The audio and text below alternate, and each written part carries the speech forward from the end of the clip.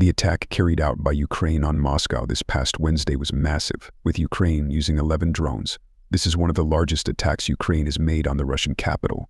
The world was shocked by this news because, in previous conflicts between the two sides since 2022, Ukraine seemed to be at a disadvantage. There was even a video released by Volodymyr Zelensky asking for help from various countries.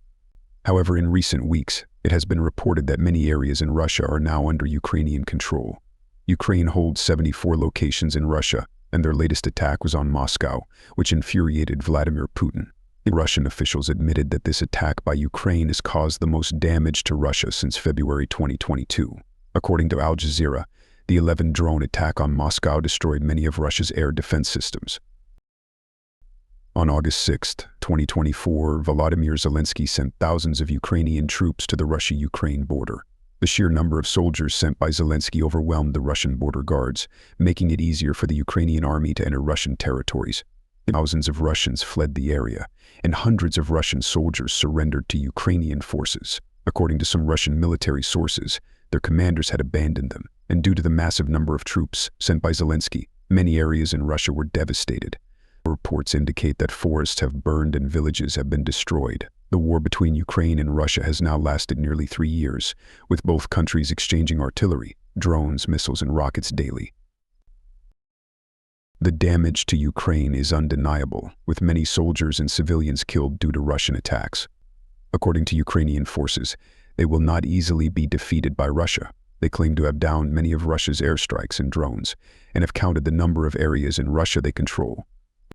They also claim control of 11 locations in the Moscow region, as well as 23 locations along the borders, and areas in Belgorod, Kaluga, and KSK regions. Ukrainian forces are removing Russian flags from these areas.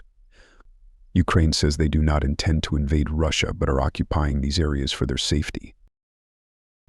Moscow's mayor, Sergei Sobyanin, reported that many of the drone strikes carried out by Ukraine were shot down by Russian forces, but admitted that not all drones were intercepted, leading to significant damage in Moscow.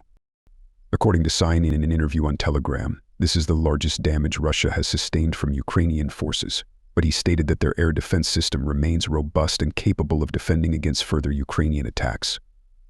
Meanwhile, Moscow is distressed as many restaurants and shops have been severely damaged, and some residents are worried. Vladimir Putin met with Chinese Premier Li Xiong in KML. Meanwhile, 2 Russian citizens commented on the Ukrainian drone strike, saying that Ukraine is placing their area in great danger and that they are waiting for Russia's retaliation. They believe Ukraine is playing with fire.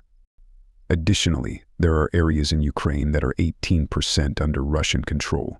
According to Vladimir Zelensky, the areas they control could be traded with Russia in exchange for peace.